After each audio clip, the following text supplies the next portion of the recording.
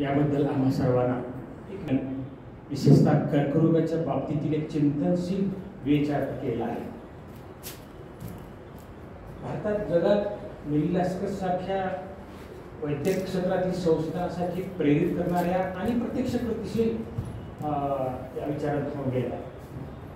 मग आता आपल्या देशात त्याच्यासाठी तर कोणी नाही आतापर्यंत, परंतु आपण स्वतः या बाबतीत काय कृती केली आहे, पुस्तकी लिहिलेलंच आहे, काय कृती केली आहे। मग आता आम्ही सर्वांनी आपण आता आजच्या परिस्थितीत सरकारी यंत्रणेला वैद्यक संशोधनाच्या दृष्टिकोनातून प्रवृत्त करण्यासाठी काय ठोस उपाययोजना करायला लागेल त्यावर थोडेसे विचार।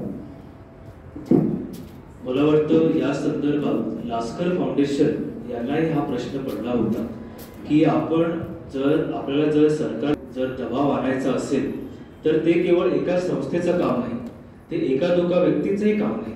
त्यासाठी बऱ्याच संस्थांना हातात हात घालून आणि शेवटी नागरिकांचा मोठ्या प्रमाणात दबाव आपल्याला सरकारावरती आणावा लागेल। आणि दबाव कशासाठी तर निधी मंजूर करून घेण्यासाठी। सो जेव्हा तिने सुरुवात केली तेव्हा तिला कळलं की एकसारखं सरकार असं सांगत राहणं की नाही तुम्ही काहीच करत नाही आहात, निधी देत नाही आहात, निधी देत नाहीत म्हणून सांगत राहणं हे। पण तिने काय केलं, तिला जसा सुरुवातीच्या काळात सरकारकडून जसा निधी मंजूर होला त्या निधीचा विनियोग संशोधन क्षेत्रामध्ये कसा केला जात आहे त्याचाही तिने लेखाजोखा ठेवला।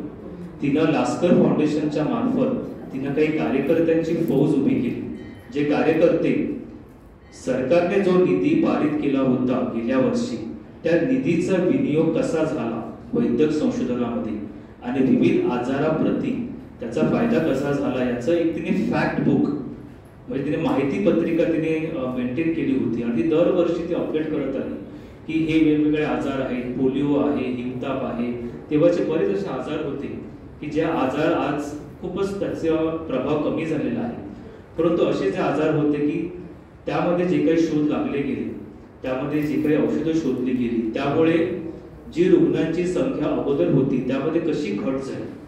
सो हे तिने सर्व आकडेवारी तिने गोळा केली, सातत्याने गोळा केली आणि मग त्याचं ती फॅक्ट बुक माहिती पुस्तक तिने ते बनवलं आणि जेव्हा ती परत सरकारकडं निधी वाढवण्यासाठी जेव्हा ती जाईल तेव्हा ती फॅक्ट बुक घेऊन जाईल।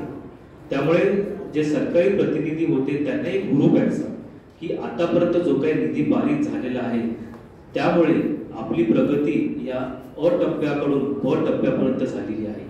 सो असं त्यांनाही हुरूप मिळेल। तर मला वाटतं यासाठी अशा संस्था आपल्या भारत देशामध्ये असाव्यात की ज्या सरकार दरबारी जो काही बजेट जे अप्रूव्ह होतं किंवा जे आपण पारित करतो त्याचा अंतिम विनियोग कसा होतो वैद्यक क्षेत्रामध्ये किंवा आरोग्य क्षेत्रामध्ये याचं एक ऑडिट असं फॅक्ट बुक असं बनवणारी अशी संस्था असावी आणि हे फॅक्ट बुक जास्तीत जास्त लोकांपर्यंत कसं पोहोचेल किंवा जास्तीत जास्त लोकांपेक्षा जे सक्रिय कार्यकर्ते आहेत किंवा वैद्यक क्षेत्रातील जे नामवंत आहेत त्यांच्यापर्यंत कसं पोहोचेल, ज्यामुळे एक जागरूकता समाजामध्ये आपण निर्माण करू शकू आणि त्याचाच एकत्रित परिपाक म्हणजे यथावकाश हा दबाव आपण सरकारवरती आणू शकतो।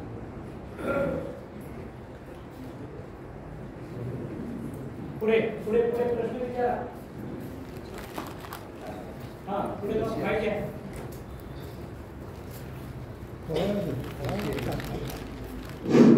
सर्वांना नमस्ते। सर आपण थोडक्यातच पण खूप छान माहिती सांगितलं, त्याबद्दल सार्थ अभिमान आहे आपल्याबद्दल। मला आपण म्हटल्याप्रमाणे सरकारावर दबाव आणायला पाहिजे।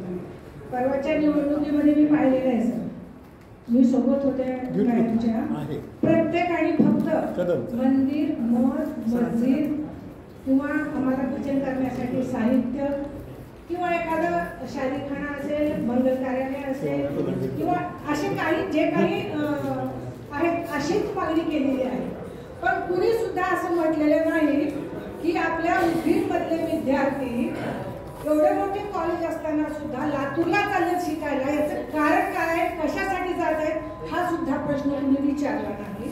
आणि वैद्यकीय क्षेत्र तर लांबच राहिलं की आपले इथले सगळे रुग्ण का बाहेर जातात किंवा त्यांच्यासाठी आपल्याला काही सोय करता येईल का असा प्रश्न मात्र कुणी विचारला नाही। ही शोकांतिका आहे तर मला एक विनंती करायची आपल्या सर्व ज्येष्ठ नागरिकांना की यासाठी आपण सर्वजण मिळून काही आपण करू शकतो का? जसं सरांनी म्हटलं की मेरी लास्कर सारखं आपण सर्वांनी हातात हात घालून जर या ह्याच्यामध्ये जर लक्ष घातलं तर बरं होईल असं मला वाटतं. धन्यवाद. अगदी योग्य.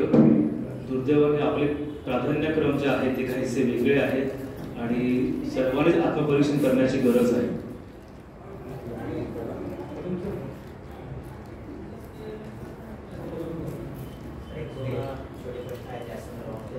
तर माईक भेटत आम्हाला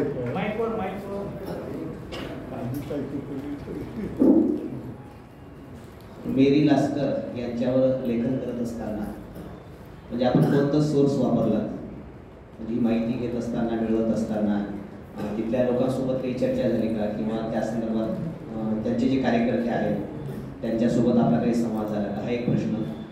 दुसरा प्रश्न, आपण एक पुस्तक मराठीत लिहिलात, अतिशय उत्कृष्ट पुस्तक आहे, परंतु आपण लिहिलात ही माहिती अमेरिकेपर्यंत या लास्कर संस्थेपर्यंत माहिती वगैरे पोहोचली का?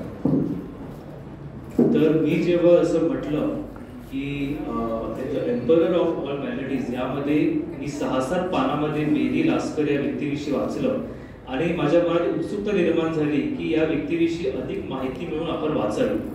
आणि मला वाटलं की अमेरिकेत ज्या व्यक्तीने इतकं मोठं कार्य केलेलं आहे तिच्याविषयी 5-6 पुस्तकं तर मला आरामात मिळून जातील वाचण्यासाठी. मी इंटरनेटवर शोधलं, मी बऱ्याच काही माझ्या अमेरिकेतील मित्रमैत्रिणी यांच्याशी संपर्क साधला आणि म्हणजे मला जेव्हा कळलं की मेरी लास्करवरती एकही पुस्तक लिहिलं गेलं नव्हतं, त्यामुळे मला ती जबाबदारी वाटली की आपण आपल्याकडे काहीतरी प्रयत्न करावा. आता मोठं आव्हान जे होतं ते म्हणजे मेरीविषयी माहिती मिळवण्याचं. तर जसं तंगवार सरांनी प्रास्ताविकामध्ये सांगितलं की चरित्र आपल्या परिचितातील व्यक्तींचं लिहिणं सोपं आहे तुलनेनं, पण जी व्यक्ती एका वेगळ्याच कालखंडात होऊन गेलेली आहे, एका वेगळ्याच प्रदेशात होऊन गेलेली आहे, अशा व्यक्तीविषयी माहिती गोळा करून आणि त्या काळातील इतर जे संदर्भ आहेत त्याचा अन्वयार्थ लावून असं बिंदू जोडून असं त्याचं रेखाचित्र उभं करणं हे खरंच कठीण होतं. तर मी सुरुवातीला लास्कर फाउंडेशनशी संपर्क साधला, पण तेव्हा कोविडचा काळ होता, त्यामुळे त्यांच्याशी संपर्क होऊ शकला नाही. आणि नंतर मला एक कोलंबिया विद्यापीठ जे आहे जगातील नामांकित विद्यापीठ, तर त्यांचा एक संग्रहण कक्ष आहे म्हणजे रेअर मॅन्युस्क्रिप्ट लायब्ररी. सो त्यांच्या त्या दुर्मिळ संग्रहण कक्षामध्ये मला मेरी लास्करच्या 60च्या दशकात घेतलेल्या मुलाखतीची एक फाईल सापडली आणि त्यामध्ये त्यांनी बरंच काही त्यांच्या कार्याविषयी सांगितलं होतं. सो त्या फाईलचा मला बराच फायदा झाला. परंतु अर्थातच एखादी व्यक्ती जेव्हा तिच्या कार्याविषयी जेव्हा सांगते तेव्हा ती अर्थातच चांगल्याच गोष्टी सांगत राहते. त्यामुळे व्यक्ती प्रेमात बुडून न जाता तटस्थपणे त्या व्यक्तीचं चित्रण आपल्याला करता येईल. म्हणजे आपल्याला गुणांचा पुतळा नाही तर गुणदोष असलेला हाडामासाचा माणूस इथं मला वर्णन करायचं होतं. त्यासाठी मग जी मला माहिती मिळाली त्याचा मी वापर केला आणि त्यानंतर हे पुस्तक पूर्ण झाल्यानंतर अंतिम टप्प्यामध्ये मला लास्कर फाउंडेशनची मदत झाली. त्यांनी मला या पुस्तकामध्ये वापरण्यासाठी काही फोटोज दिले. पुस्तक पूर्ण झाल्यानंतर मी त्यांना कल्पना दिली आणि त्यांना माझ्या पुस्तकाची, या मराठी पुस्तकाची मी प्रत अमेरिकेत पाठवली, लास्कर फाउंडेशन न्यूयॉर्क इथं. गंमत म्हणजे त्यांनी माझ्या पुस्तकासमवेत त्यांच्या पूर्ण लास्कर फाउंडेशनच्या सदस्याचा एक फोटो काढून मला पाठवला. आणि या सदस्यामध्ये कोण असेल बरं? या सदस्यामध्ये होते कोविडची लस शोधणारी संशोधिका जिला नोबेल पुरस्कार मिळाला, ती तिथं उभी आहे त्या फोटोमध्ये. कोलेस्ट्रॉल, चांगलं कोलेस्ट्रॉल, वाईट कोलेस्ट्रॉल याचा शोध लावणारे नोबेल पुरस्कार संशोधक तिथं त्या फोटोमध्ये उभे आहेत. सो अशी दिग्गज व्यक्ती तिथं माझ्या या पुस्तकासाठी वेळ काढून त्या लॉबीमध्ये आली आणि त्यांनी फोटोसाठी पोज दिलं. हे माझ्यासाठी म्हणजे खूपच अमूल्य असा क्षण आहे आणि मलाही धन्य वाटलं की मी जी काही मेहनत घेतली होती कोविडच्या काळात वसईसारख्या एका छोट्याशा गावात बसून, तर त्याचं कुठेतरी हे फलित मला त्या फोटोच्या रूपात मला मिळालं. नेक्स्ट.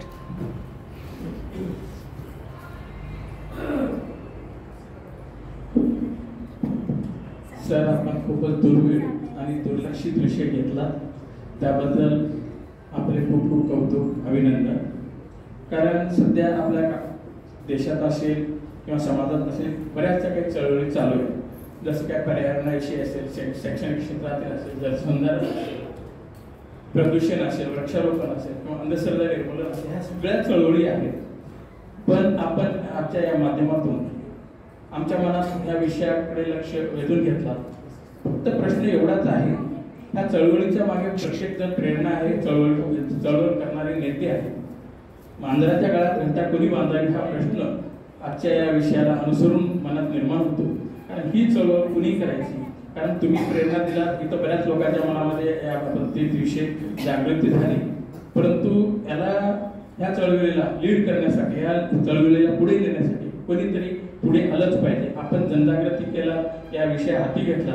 परंतु तुम्ही जर आता अगोदरच्या वक्त्याने सांगितल्याप्रमाणे तुम्ही जर एखादी संस्था जर उभी केली तर त्या संस्थेच्या माध्यमातून नक्कीच आमच्यासारखी लोक त्याला पाठिंबा देतील, सहभाग देतील आणि आपले जे काही सेवानिवृत्त असतील, ज्येष्ठ नागरिक असतील, त्यांचा वेळ त्या कार्यामध्ये नक्कीच देतील असं मला वाटतं. तर त्यासाठी या दृष्टीने काही आपल्या चळवळ कधी हाती घेणार आहे काय थोडं सांगा. ते चांगला प्रश्न आहे. तर मला वाटतं सामाजिक आरोग्य ही जी समस्या आहे, जी मी या आजच्या पुस्तकाच्या वाचन संवादाद्वारे मांडली, तर या समस्येमध्ये कार्य करणाऱ्या काही संस्था ऑलरेडी आहेत. तर नवीन संस्था उभारू शकतो, पण रिइन्व्हेंट द व्हील, परत त्या चाकाचा शोध लावण्याऐवजी ज्या संस्था आहेत तर त्यांनाच आपण जोडून घेऊन त्यांचं पाठबळ आपण कसं वाढवू शकू हे आपण पाहिलं पाहिजे. म्हणजे ही समस्या फक्त सामाजिक आरोग्य ही एक समस्या असेल, परंतु इतरही आपल्या देशामध्ये समस्या आहेत की त्या समस्यावरती कार्य करणाऱ्या कोणत्याच संस्था नाही असा प्रश्न नाहीये. संस्था आहे, पण त्यांना दुर्दैवाने कार्यकर्त्यांचा पाठबळ नाही.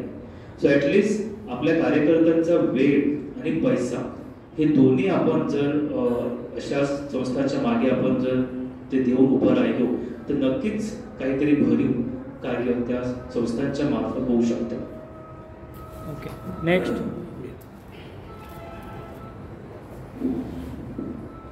सर, आपण खरोखर एक वैज्ञानिक साठी जे पुस्तक लिहिलं, मेरी लास्करचं जीवनचरित्र लिहिलं, हे खरोखर अतिशय या सध्याच्या युगामध्ये एक फार महत्वाचं आहे. कारण काय, आमची मानसिकता अशी झालेली आहे, कोरोना गो म्हणजे की आम्ही थाळ्यावर वाजत आहोत.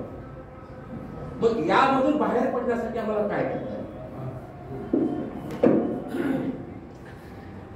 मला वाटतं त्यासाठी त्या प्रश्नाचं उत्तर म्हणजे आपल्यातील विवेक हा जागृत करावा लागेल.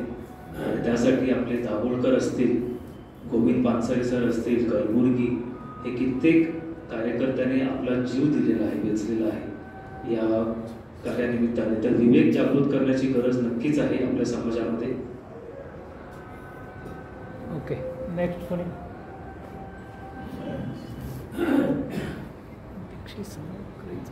बसूनच सर, अतिशय छान संवाद साधला.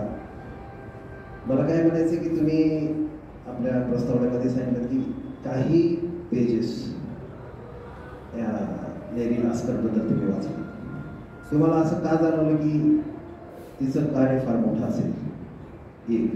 दुसरं, लेरी लास्करबद्दल, आता लेरी लास्कर ते अब्रॉड फॉरेनमध्ये आहे. मग आता एवढ्या प्रगत देशामध्ये लेडी लास्करबद्दल कोणी लिहिलंय का? तिच्याबद्दल कोणी का? जर लिहिलं नसेल तर वी आर व्हेरी प्राऊड की you have written something and you made her really icon. असं मला वाटतं की त्या देशामध्ये कोणी तिचं दखल घेतली आहे का, किंवा तिच्याबद्दल काही लिहिण्यात आलं आहे का, त्याबद्दल थोडी माहिती द्या. तर तुम्ही जो पहिला जो प्रश्न विचारला की तुम्हाला 5-6 पानामध्ये जे काही लेरी लास्करचं वर्णन केलं होतं त्याच्या आधारे तुम्हाला असं मोठं पुस्तक किंवा त्या व्यक्तिरेखेचा शोध का घ्यावासा वाटला. आणि त्याचं कारण म्हणजे हेच की कॅन्सर सारख्या इतक्या मोठ्या आजारामध्ये म्हणजे जेवढं योगदान शेकडो संशोधकांनी जेवढं दिलं नसेल त्याच्यापेक्षा जास्त योगदान एक स्त्री देते. ते कसं देते जो लढा शास्त्रज्ञ प्रयोगशाळेमध्ये देत होते औषध शोधण्याच्या मार्फत, तोच लढा मेरी लास्कर विधिमंडळाच्या दालनामध्ये देत होती एका वेगळ्या प्रकारे. आणि ते मला खूपच वेगळं वाटलं, कारण ती कोणी पॉवरफुल व्यक्ती नव्हती, ती संशोधक डॉक्टर काही नव्हती, ती आपल्यासारखी सर्वसामान्य स्त्री होती. आपण बरेच लोक म्हणतो, जसं अगोदर एका वाचकाने प्रश्न उपस्थित केला की आपण का मागे आहोत, आणि उत्तर दिलं की विवेक जागृत करण्याचं खरं गरज आहे. तर तोच मुद्दा आहे की आपल्या बऱ्याच जणांना वाटतं की वैज्ञानिक दृष्टिकोन गरजेचा आहे, त्याचे अंतिम परिणाम आपल्याला जाणवलेले असतात, तरी आपल्या मनामध्ये न्यूनगंड असतो की बापरे मी काय करणार त्याच्यामध्ये, मी तर आपला आर्ट्सचा विद्यार्थी, कॉमर्सचा विद्यार्थी, मी तर फक्त 10वीच झालोय. तर असा कोणताही विचार मनात न आणता जर तुमचं ध्येय आणि तुमचं उद्देश जर स्पष्ट असेल तर तुम्ही भरीव योगदान देऊ शकता. आणि हे आपल्याला मेरी लास्करच्या आयुष्याकडे पाहून आपल्याला अनुभवण्यास मिळतं. आणि तुम्ही दुसरा प्रश्न जो विचारला की मेरी लास्करची दखल अमेरिकेत घेतली गेली आहे का पुस्तकाच्या मार्फत. सो जेव्हा मी पुस्तक लिहिण्यास सुरुवात केली 2020 कोविडच्या कालखंडात, तेव्हा तिच्यावर कोणीही पुस्तक लिहिलेलं नव्हतं. तिची दखल घेतली गेली म्हणजे सरकार दरबारी तिला पुरस्कार मिळालेले होते, परंतु तिचं आयुष्य सामान्य लोकांकडे आणण्यासाठी तिच्यावर कोणतंच पुस्तक लिहिलं गेलं नव्हतं. मी जेव्हा पुस्तक माझं अंतिम टप्प्यात पोहोचलं तेव्हा 2023 साली एक पुस्तक प्रकाशन झालं. म्हणजे माझ्या पुस्तकाचं प्रकाशन आणि त्या इंग्रजी पुस्तकाचं प्रकाशन हे एकाच वेळेला झालं. त्यामुळे माझ्या पुस्तकावर त्या पुस्तकाच्या जो काही कंटेंट होता त्याचा इन्फ्लुएन्स किंवा प्रभाव पडला नाही, आणि एका अर्थाने चांगलं झालं. त्यामुळे एक स्वतंत्र कलाकृती मला निर्माण करता आली. ओके, आणखी कोणी?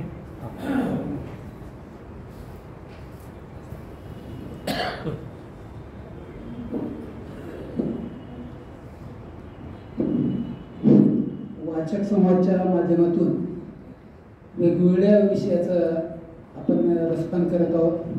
त्याबद्दल पहिल्यांदा वाचक संवादाच्या संयोजकाचा मी आभार मानतो. तुम्ही इथं घेतलेला जो विषय आहे हा विषय खूप नवा आहे आणि कालखंडही जुना आहे. माझी उत्सुकता अशी लागली की संशोधन हे अमेरिकेमध्ये झालं आणि मेरी लास्करनी जे कार्य केलं ते कार्य इथं उभं केलेलं आहे, आपल्यासमोर आपण चित्र मांडलेलं आहे. माझा प्रश्न असा आहे की हे झालं ते झालं तिथं, आज आपल्या भारतामध्ये संशोधनाबद्दल काय प्रक्रिया चालू आहे याबद्दलचा काही आपल्याला अभ्यास आहे का, किंवा अशा काही संस्था आहेत की जिथं आर्थिक सहाय्य करायची गरज आहे, किंवा काही आता ही झालेली घटना मागची होती, ही खूप चांगली घटना होती आणि याचं माहिती आम्हाला मिळाली, पण आमची उत्सुकता तुमचं ही सगळं मार्गदर्शन ऐकून अशी झाली की आज चालू भारतामध्ये संशोधनामध्ये काय चालू आहे, महाराष्ट्रामध्ये संशोधनाबद्दल काय चालू आहे, याच्यासाठी आमच्या ज्येष्ठ नागरिकांना काही करता येईल का, या संदर्भामध्ये आपण काही अभ्यास केला असाल तर याबद्दलचं विवेचन करा. धन्यवाद. तर मी त्याविषयी थोडीशी माहिती या पुस्तकामध्ये मी दिलेली आहे की भारतामध्ये वैद्यक संशोधन क्षेत्रामध्ये काय चालू आहे. तर आपल्याकडे अशा एक संस्था आहे आणि त्या दुर्दैवाने त्या संस्था आपण काढलेल्या आहेत, पण त्यामध्ये जे काही कार्य व्हायला हवं ते होण्यासाठी जे इंधन लागतं, जो निधी द्यावा लागतो तो मात्र तेवढा पुरेसा नाही, हे खेदाने इथं नमूद करावं असं वाटतं. त्यामुळे संस्था आहे, मग फक्त संस्थाकडून आजाराचे प्रश्न असे निकाली लागत नाही. त्यासाठी वेळोवेळी म्हणजे जसं इन्फ्लेशन वाढत राहतं, कारण संशोधन करायचं म्हणजे ते एकट्या दुकट्याचं काम नाही, पूर्ण एक संशोधकाची तरुण शास्त्रज्ञांची फळी त्यांना प्रशिक्षण द्यावं लागेल. ते एका बिल्डिंगमध्ये येऊन कार्य करतील अशा इमारतीची उभारणा करावी लागेल. त्यांना जे काही संसाधनं हवी आहे त्या सर्वांचा पुरवठा करावा लागेल. तर मला वाटतं यासाठी जो काही निधी हवा आहे तो देण्यात आपण कमी पडतो, हे सत्य आहे, मान्य करावं लागेल.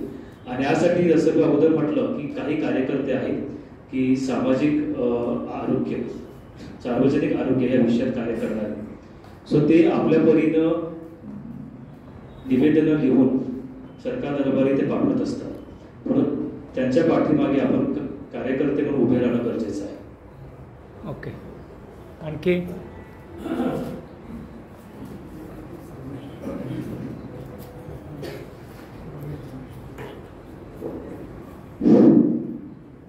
विलास नावंदर एक केमिस्ट आहे.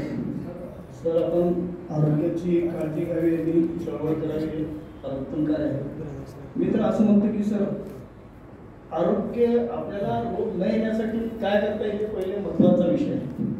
सामान्य जनता बघा, आपण ज्यावेळेस एखादा दारू पिऊ नका म्हणून ज्या बाटल्या लिहिलेला आहे तिथे व्यक्ती पितो. गुटखे तंबाखू खाऊ नका म्हणतात ते खातात. आणि राहिला विषय घाणीचा, सर्वात मोठा जो प्रॉब्लेम आहे म्हणजे आजार होण्याचा घाणीचा संघाचे. रस्त्याने जात असताना सामान्य नागरिकांना जर प्रत्येकानं आपली जबाबदारी पाळलं की मी घाण होऊ देणार नाही, एखाद्या व्यक्ती ठिकाणी चुकीचं करते तिथं तरी विरोध करतो तर रोगच होणार नाही. ते रोग कसं आपल्याला नियंत्रण करता येईल त्यासाठी मी सर्व ज्येष्ठ नागरिकांना विनंती करतो की आता युवा पिढी हे नशीबवान होत चालली आणि सरकारी न्यायामध्ये कसं आहे, कागद ह्या टेबलावर त्या टेबलात पळतो. आम्ही पत्रकारितेमध्ये बरंच काही लिहित असतो पण त्याची वाचा का फुटत नाही, आम्हालाच गरज पडली का? जसं डॉक्टर साहेब आहेत, एखाद्या पेशंटला सांगतात 3 दिवस डोस घे, तू 1 दिवस घेतो बरं वाटतं, 3 दिवस घेत नाही, 4थ्या दिवशी परत येतो. तरी लोकांना निरोग चांगलं राहण्यासाठी आरोग्य पहिले ती काळजी घेणं हे महत्त्वाचं आहे. आणि ज्याप्रमाणे आपण निरोगी राहण्यासाठी चळवळी झाल्या पाहिजे. चळवळी तर होतच असतात. ती प्रथम जाऊन कुठल्याही आरोग्याचे गव्हर्नमेंट आहे तिथंच किती घाणीचं साम्राज्य आहे, तिथला जो सिस्टम आहे तिथलेच व्यवस्थापक आहे तेच नीट काम करते. तर अपेक्षा कोणाकडून करायची? जोपर्यंत अधिकारी वर्ग सुधारत नाही तोपर्यंत कुठलीच प्रक्रिया होत नाही. तुम्ही जे मला अगदी योग्य, इंग्रजीमध्ये जे म्हणतात prevention is better than cure. So आजार होऊ नये यासाठी प्रतिबंधक उपाय काय योजता येतील तर तो सुद्धा वैद्यक संशोधनाचा भाग आहे. ओके, पुढे सर.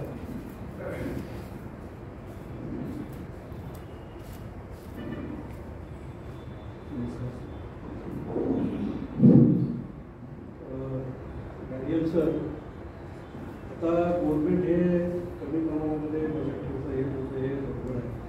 माईक जवळ घ्या. सुद्धा आपला अभ्यास सुद्धा आहे. परंतु आता ज्या काही प्रायव्हेट फार्मा कंपन्या वगैरे भारतामध्ये करणाऱ्या त्या कंपन्यांना गव्हर्नमेंट काही मदत करतं का? त्या कंपन्या स्वतःच बजेट थांबवतात आणि औषधं देतात. तर प्रायव्हेट कंपन्या म्हणजे तुम्ही औषधी कंपन्या जर म्हणत असाल तर औषधी कंपन्या या ज्या आहेत या त्यांना नागरिकांच्या आरोग्याशी काही देणं घेणं नसतं. त्यांचं ध्येय असतं औषधं विकून नफा कमवणं आणि तो नफा कमवण्यासाठी अर्थातच त्यांना खात्रीलायक असं कळलं की असं खात्रीलायक पेटंट आहे जे वैद्यकीय संशोधकांनी शोधलेलं आहे की त्यामुळे या आजारावर ते निश्चित असं औषध मिळतं होऊ शकतं अशी त्यांना खात्री पटली तर ते पेटंट ते रितसर विकत घेतात आणि त्याचे हक्क विकत घेऊन मग ते औषधाचं उत्पादन करतात. पण त्यांनी पेटंटचे हक्क विकत घेतल्याने आणि त्यासाठी अव्वाच्या सव्वा दाम मोजल्यानं त्यातून जे औषध जे निर्माण केलं जातं त्याची किंमत ही खूप असते. म्हणजे आपण ते पाहिलेलं आहे काही दुर्मिळ आजार किंवा जे मोठे आजार आहेत त्याची औषधं खूपच महाग असतात आणि त्यामागचं कारण तेच की औषधी कंपन्याने आपला पेटंटवरील हक्क सोडलेला नसतो तो आणि ते कारण पुन्हा तेच येतं कारण ते पेटंट जे आहे ते पेटंट बाहेरच्या देशातील ज्या काही वैद्यक संशोधक संस्था आहेत तिथून ते निष्पन्न झालेलं आहे. सो तिथंच हा परत भाग येतो की जर ते संशोधन आपल्या भारतामध्ये झालं असतं तर आपल्याला त्या पेटंटची इतकी अव्वाच्या सव्वा किंमत मोजावी लागली नसती आणि आपल्यातील औषध कंपन्या तीच औषध स्वस्त दरामध्ये उपलब्ध करून देऊ शकते. त्यामुळे हा भाग आहे म्हणजे वैद्यक संशोधन बाहेरच्या देशामध्ये होण्याचा आणि आपल्या देशामध्ये होण्याचा.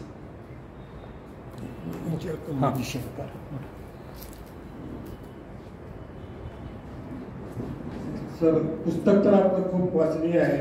आपल्या सांगण्यामुळं आम्हाला वाचायची प्रेरणा मिळाली. पण या पुस्तकामध्ये कॅन्सर आणि प्रदूषण यांचा संबंध मेरीला असताना उल्लेख केला आहे का?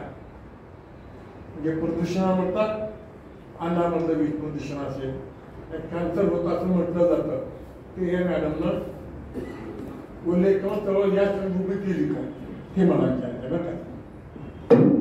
ऍक्च्युली असं आहे की कॅन्सर जे आहे तो कॅन्सर म्हणजे काय तर पेशीची अनियंत्रित वाढ अशी त्याची वैज्ञानिक व्याख्या आहे. परंतु ती वाढ का होते याचं मात्र आपल्याला ठोस उत्तर मिळालेलं नाही. म्हणजे काहीतरी म्युटेशन होतं हे मात्र खरं, पण ते म्युटेशन का होतं ते कळलेलं नाही. तर त्याचे काही म्हणजे जो आपण डेटा जो गोळा केलेला आहे, जर तो डेटा गोळा त्याचं जे काही अनालिसिस झालेलं आहे स्टॅटिस्टिकल पॉईंट ऑफ व्ह्यू, त्यातून आपण काही निष्कर्ष काढलेले आहेत की जे जास्त स्मोकिंग करतात त्यांना लंग कॅन्सर किंवा इतर कॅन्सर होण्याची शक्यता वाढते.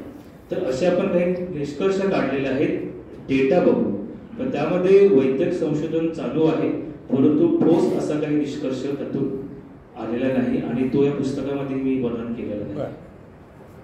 नेक्स्ट कोणी बोलायचं?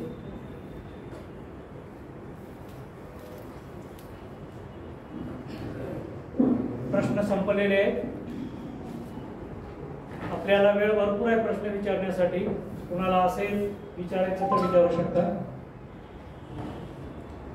हरकत नाही.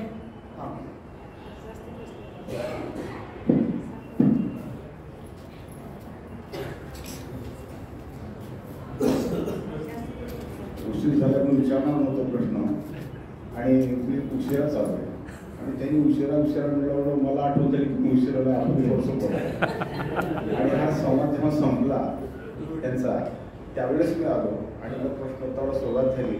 आपण उशिरा आलो कशाला फजिती करून असं वाटतं. कदमचं आलं त्यालाही संधी देतात, उशीर आलं त्याने सांगितलं आणखी कोणाला विचारायचं का. मग मला थोडंसं बोलावं असं वाटलं.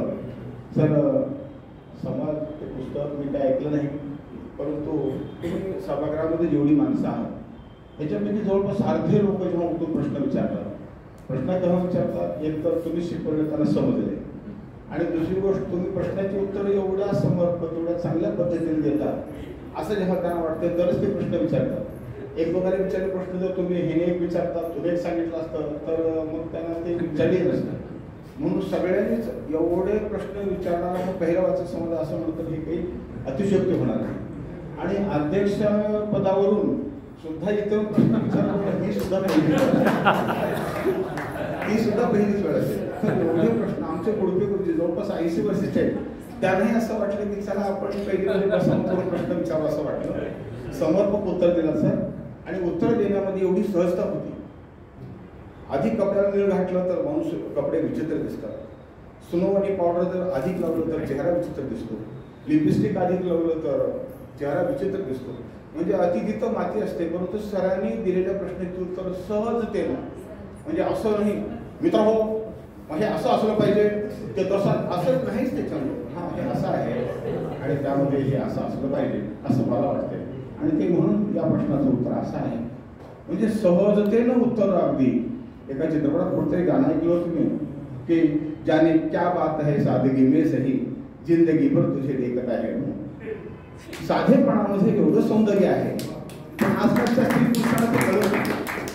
वेगळंच काय तो लिपस्टिक, वेगळंच काय तो गोड तेल, एवढं ते पूर्ण डबा. आणि कशासाठी, म्हणजे तुमच्या तेल हे लोकांना दाखवायचं आहे का.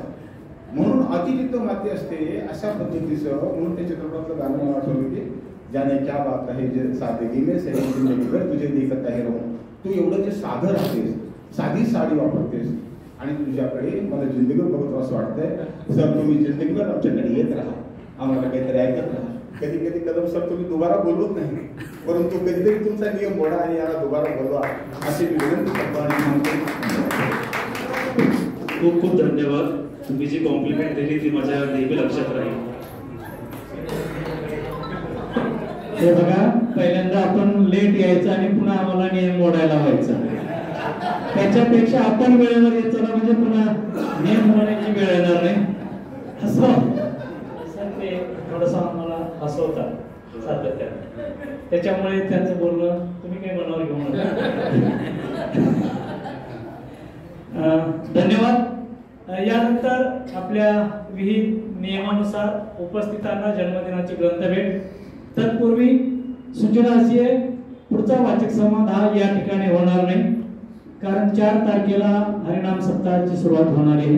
आपला वाचक संवाद हा 7 तारखेला आहे, त्यामुळे आपला हा वाचक संवाद दुसरीकडे होईल. रीतसर आपल्याला तशी सूचना मिळेल. दुसरी एक सूचना अशी आहे, उद्याच्या 19 तारखेला म्हणजे परवा दिवशी युवती व्याख्यानमाला आहे. 4 मुली बोलणार आहेत. 4 मुलींपैकी एक इंग्रजीतनं बोलणारी आहे, एक हिंदीतनं बोलणारी आहे, एक 6वीतली, एक 9वीतली, एक BA फर्स्ट इयर आणि एक BA सेकंड इयर. अशा या 4 मुली आपल्याशी संवाद साधणार आहेत. त्या कार्यक्रमाला आपण अहिल्यादेवी होळकर सभागृहामध्ये आवर्जून उपस्थित राहावं अशी मी आग्रहाची विनंती करतोय. आणि याच्या पुढच्या वाचिक संवादाला पुण्याहून सेवानिवृत्त शिक्षणाधिकारी वाकचौरे सर येणार आहेत. ते आपल्याशी संवाद साधणार आहेत. ते स्वतः लेखक आहेत. त्यांची 6 पुस्तकं प्रकाशित आहेत. पण ते स्वतःच्या पुस्तकावर बोलणार नाहीत, दुसऱ्याच्या पुस्तकावर बोलणार आहेत. ती आपल्याला सूचना येईल. यानंतर उपस्थितांना जन्मदिनाची ग्रंथभेट पैकी गोविंदराव सावरकर यांचा जन्मदिन काल झाला आहे, पण त्यांना पूर्वीच्या वाचिक संवादामध्ये जन्मदिनाची भेट मिळालेली आहेत का सावरकर सर? मिळाली म्हणून गेले. ओके. यानंतर आदरणीय प्राचार्य डॉक्टर नामदेव खंडगावे सर यांचा जन्मदिन 8 तारखेला आहे. त्यांना विनंती आपण समोर यावं आणि आपण या ठिकाणी जन्मदिनाची ग्रंथभेट घ्यावी. आपण अनेकांचं जीवनचरित्र लिहिलेलं आहे. अशीच एक जीवनगाथा आपल्याला आज या वाचक संवादामध्ये आम्ही भेट देत आहोत. आजच्या कार्यक्रमाचे अध्यक्ष आदरणीय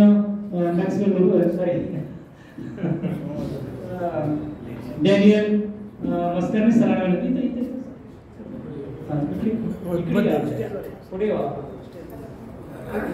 डॅनियल मस्करनी सरांना विनंती आहे की त्यांनी सरांना जन्मदिनाची ग्रंथभेट द्यावी. यानंतर श्रीमती गिरी शांता बाळगीर यांचा जन्मदिन याच महिन्यामध्ये. त्यांना विनंती आहे आपण समोर यावं. आपल्याला जन्मदिनाची ग्रंथभेट दिली जाते. अगं नारी घे उंच भरारी ही साहित्यकृती आपल्याला खास महिला दिनाच्या निमित्ताने ही भेट दिली जाते.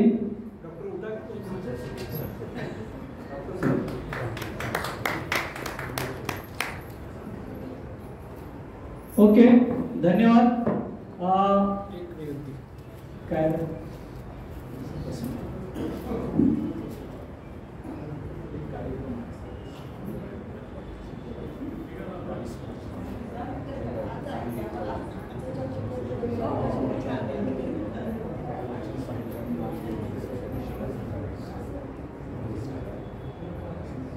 ओके. उदयगिरी कॉलेजमध्ये 22 तारखेला वचन साहित्यावर कार्यक्रम आहे, तर त्या ठिकाणी आपण सर्वजण उपस्थित राहू. भीमराव पाटील हे त्या ठिकाणचे प्रमुख वक्ते आहेत. याचबरोबर आणखी दुसरे 2 जण सीतप्पा धारवाडकर हेही त्या ठिकाणी वक्ते म्हणून आहेत. तर आपण उदयगिरी कॉलेजला उपस्थित राहू. धन्यवाद. वेळ सर सकाळी 11 वाजता. ओके. या सकाळी 11 वाजता. यानंतर आजच्या कार्यक्रमाला डॅनियल मस्करनी सर रात्री 12च्या रेल्वेनं पुण्यातून प्रवासाला सुरुवात केली. सकाळी पहाटे लातूरला आले, पुन्हा तिथून उदगीर असा प्रवास करत इथपर्यंत येऊन अत्यंत शांतपणानं सुंदर असं विवेचन या मेरी लॉस्करचं या ठिकाणी आपल्याला करून दाखवलं. त्याबद्दल त्यांचा सत्कार करणं हे आपलं कर्तव्य आहे. प्रत्येक संवादकांना ग्रामगीता भेट दिली जाते आमच्या आनंद बिरादर यांच्याकडनं. तेव्हा मी डॉक्टर संग्रामजी पटवारी सर यांना विनंती करतोय की आजच्या कार्यक्रमाचे संवादक डॉक्टर डॅनियल मस्करनीस यांना सन्मान चिन्ह आणि ग्रामगीता भेट देऊन सरांचा सत्कार करावा.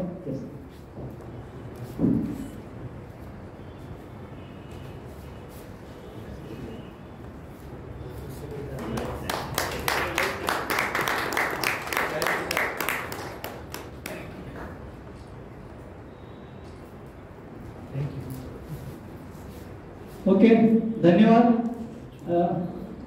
यानंतर आजच्या कार्यक्रमाला खरं पाहिलं तर दवाखान्याची वेळ, पेशंटची वेळ हीच आहे. तरी देखील आमच्या विनंतीला मान देऊन या कार्यक्रमाला उपस्थित राहून अध्यक्षस्थान भूषवल्याबद्दल डॉक्टर धनाजी कुमटेकर सर यांचा सत्कार करण्यासाठी मी आदरणीय रमेश अंबरखाने यांना विनंती करतोय. The beginning of thought in the history of mankind ही साहित्यकृती देऊन सरांचा सत्कार करावा.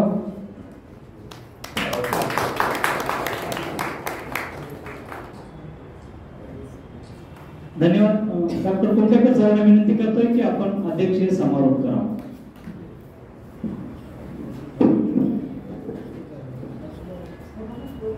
सर्वांना नमस्कार. अतिशय छान पद्धतीनं वाचक संवाद साधला सर आणि he came long way from Pune to Udgir, very big journey sir. आणि आनंद वाटतो की तुम्ही उदगीरच्या लोकांशी पण संवाद साधतात. उदगीर तसं फार नावाजलेलं शहर आहे, हिस्टॉरिकल प्लेस आहे, एज्युकेशनल हब आहे आणि आता मेडिकल हब म्हणून मी एमर्ज होत आहे. आणि तुम्ही ज्या पद्धतीने सांगितलं की medical science with engineering this should go hand in hand, तरच रिसर्च पॉसिबल आहे. आणि ह्याच्यासाठी जी इच्छाशक्ती असते, पॉलिटिकल विल पॉवर म्हणू शकतो आपण त्यांना, ते घडवून आणण्याचं कार्य हे समाजाचंच आहे. आणि समाजामध्ये आपण सर्व जे घटक आहोत ह्या सर्वांचंच ते प्रयत्नांती हे शक्य आहे. दुसरं हे लेरी लास्करच्या माध्यमातून आपण एकच मेसेज देऊ शकतो की बाबा मुले, स्त्रियांना स्पेशली, आपली पुरुष प्रधान संस्कृती आहे, तरीही आज आपल्या भारतातही प्रत्येक क्षेत्रामध्ये स्त्रियांचा सहभाग हा वाखाणण्याजोगाचा आहे. आणि गर्वाची गोष्ट सांगतो की सर, आपण कोविड काळामध्ये म्हटलं तर कोविड काळामध्ये भारताने ज्या पद्धतीनं लसीकरणाच्या बाबतीत आघाडी घेतली होती आणि बऱ्याच लसी आपल्या इम्पोर्ट पण झालेल्या आहेत आणि टाईम टेस्टेड पण जाणवल्या. तर अशा पद्धतीची जे medical science with engineering integration चालू आहे सगळ्या क्षेत्रामध्ये घडत आहे आणि आपल्या मेडिकल सायन्समध्ये बी घडत आहे. आणि माइंडसेट घडवून आणणं, राज्यकर्ते म्हणा, कार्यकर्ते म्हणा, जे काय आहेत सर्वांच्या माध्यमातून हे घडून आणून आपण काहीतरी क्रांती घडवू शकतो. आणि हे मोटिवेशनल राहिलं आहे स्त्रियांसाठी, खास मोटिवेशनल हाच डायस राहिलेला आजचा. धन्यवाद सर, तुम्ही एवढ्या आला आणि सर्वांची संवाद साधला. धन्यवाद सर. एक अनवधानानं माझ्याकडून एक गोष्ट राहिलेली आहे सर. वाचक संवादाला हे जे काही दिसते ते सगळं उपस्थितांकडूनच मिळालेलं आहे. आजपर्यंत टीम पॉईंट नव्हता आणि आदरणीय व्यंकटरावजी पाटील त्यांनी 8 दिवस झालं माझ्या मागे लागले. तिथं बरं दिसून लागले, पाहुणे येऊन त्यांना ठेवायला जागा नाही, काहीतरी घ्या घ्या आणि नुसतं घ्या म्हणत नव्हते, पैसे देत होते. म्हणलं पहिले वस्तू आणतो नंतर पैसे द्या. तर आदरणीय व्यंकटरावजी पाटील यांनी अत्यंत सुंदर या ठिकाणी हा टिप्पा दिलाय, त्याबद्दल त्यांचा सत्कार करणं आमचं कर्तव्य आहे. त्यांच्या घरातल्या लहान मुलांसाठीची दादाराव पाटील हा, तर त्यांना विनंती करतोय आपण समोर यावं. आजचे संवादक मस्करणी सरांना विनंती करतोय की आपण त्यांच्या नातवांसाठी हे पुस्तक भेट द्यावं. क्षमा असावी. आदरणीय दादाराव पाटील हा टिप्पा त्यांनी स्वतः भेट दिलेला आहे. ओके, धन्यवाद. तर या ठिकाणी अत्यंत सुंदर, साधेपणाने आणि व्यवस्थित या ठिकाणी हा वाचक संवाद संपन्न होत आहे.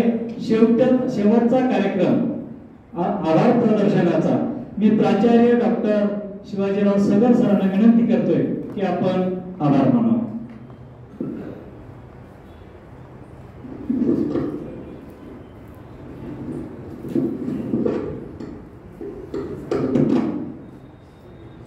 उदगीर सारख्या तालुका असलेल्या एका शहरामध्ये छोट्याशा अशा प्रकारचा उपक्रम सातत्याने चालू ठेवणं ही अतिशय महत्वाची बाब आहे. आपण ऐकतो नेहमी पुणे हे शिक्षणाचं माहेरघर आहे, पण मी तुम्हाला अभिमानाने सांगू इच्छितो की उदगीर सुद्धा आता अलीकडे आमचं शिक्षणाचं माहेरघर होत चाललेलं आहे. कारण असे उपक्रम अनेक मोठ्या प्रमाणात तिथं चालू होत असतात. दर महिन्याच्या 7 तारखेला चिंदरवार सरांनी नगरेश्वर मंगल कार्यालयामध्ये तिथं सुद्धा अशाच प्रकारचा संवाद ठेवलेला आहे. म्हणजे आज दिवसेंदिवस या मोबाईलमुळे, टीव्हीमुळे वाचक हा वर्ग फार कमी होत चाललेला आहे, संवाद कमी होत चाललेले आहे. अशा परिस्थितीमध्ये असे उपक्रम चालू ठेवणे अत्यंत आवश्यक बाब आहे. आणि म्हणून प्रथमतः हे जे चला कवितेच्या बनात वाचक समाज चळवळीचे जे संयोजक आहेत आमचे आनंदराव कदम सातत्याने प्रयत्नशील असतात, त्याचंच हे अतिशय चांगलं उदाहरण तुम्हाला दिसून आलेलं आहे. आज अशा विविध विषयावर चर्चा चालू असते. एकच विषय नाही, सर्वांगीण दृष्टिकोनातून हा संवाद इथं साधला जातो आणि सर्वांगीण विकासाच्या दृष्टिकोनातून हे फार उपयोगी आहे सध्याच्या काळामध्ये. हे आपल्याला शैक्षणिक विटॅमिन्स या माध्यमातून दिलं जातं. जसं शरीराला अनेक प्रकारचे विटॅमिन्स आवश्यक असतात तर आपलं शरीराचं आरोग्य संतुलित प्रमाणात असतं, तसं वाचन हे अत्यंत आवश्यक आहे. आणि आजचा विषय वैद्यकशास्त्रावर, संशोधनावर, एका विशिष्ट रोगावर चर्चा करून समाजामध्ये जागृती घडवण्याचं कार्य फार मोठ्या प्रमाणात आपण करत आहात. त्याबद्दल प्रथमतः मी आपण पुण्याहून इथे आलात भास्कर साहेब, अनेक प्रवासामध्ये अनेक अडथळे आले असतील, त्रास झाला असेल, त्याबद्दल आम्ही तुमची काही व्यवस्था सेपरेट काही करू शकलो नाही, त्याबद्दल दिलगीर आहोत. तरी पण आपल्यासारखे समाजकार्य करणारे बरेच समाजामध्ये असलेल्या व्यक्तींच्या माध्यमातून जे काही तुमचे विचार समाजापुढे मांडण्याचा प्रयत्न आपण करता ही फार मोठी गोष्ट आहे. आपण इथं आलात, अतिशय साध्या सोप्या भाषेमध्ये अगदी व्यवस्थित हा विषय तुम्ही आमच्या पुढे मांडला. प्रश्नांची उत्तरं तेवढ्याच समर्थपणे सरळ सोप्या भाषेमध्ये समजेल अशा पद्धतीने आपण देण्याचा प्रयत्न केला. आमचा हा श्रोता वर्ग सुद्धा अत्यंत समाधानी झालेला आहे. अशाच प्रकारे आपण आमच्या श्रोत्यांना आमच्या संवाद या कार्यक्रमामध्ये असलेल्या लोकांना पुस्तकाच्या माध्यमातून, लेखनाच्या माध्यमातून, वेगवेगळ्या पद्धतीच्या माध्यमातून आपण आम्हाला मार्गदर्शन करावं एवढीच विनंती करतो. आपण आल्याबद्दल सतशः आमच्या या वाचक संवाद चळवळीतर्फे आपला आभार मानतो. आता कुट्टेकर डॉक्टर साहेब कदम सर म्हणल्यासारखे ही वेळ आपल्या खरं म्हणजे हॉस्पिटलची वेळ महत्वाची असते, तरी पण आपण वेळात वेळ काढून इथं आलात, आमच्या कार्यक्रमाला फार मोठ्या प्रमाणामध्ये सहकार्य केलात, शोभा आणलात, त्याबद्दलही मी आपला संवाद या वाचक संवाद चळवळीतर्फे आभार मानतो. एवढंच नव्हे तर आज विशेष या कार्यक्रमामध्ये आमचे उदगीरचे उद्योजक आणि आमच्या ज्येष्ठ नागरिक संघासाठी नेहमी पुढाकार घेणारे, मार्गदर्शन करणारे आमचे रमेश अण्णा अंबरखाने साहेब इथं आले. तसेच डॉक्टर पटवारी साहेब ज्यांनी योगाच्या माध्यमातून आम्हाला फार मोठं योगदान दिलेलं आहे, असे महान व्यक्ती इथं उपस्थित झाले, त्यांचेही मी आभार मानतो. आणि आमचे राष्ट्रपती राष्ट्रीय पुरस्कार विजेते आमचे गुरुजी मुडपे गुरुजी वेळात वेळ काढून आले आणि आपल्या संवादामध्ये ते सहभाग घेतले, त्याबद्दल त्यांचा आभार मानतो. अनेक लोक आपले विचार ऐकण्यासाठी इथं उपस्थित झाले. सगळे श्रोतेगण, बंधू भगिनी इथं उपस्थित झाले, त्याबद्दल सर्वांचे आभार मानतो. आणि आपण हा कार्यक्रम अतिशय उत्तम प्रकारे घडून आणला, त्याबद्दल संयोजकाचे आभार मानतो आणि आपला इथं कार्यक्रम संपला असं जाहीर करतो. धन्यवाद.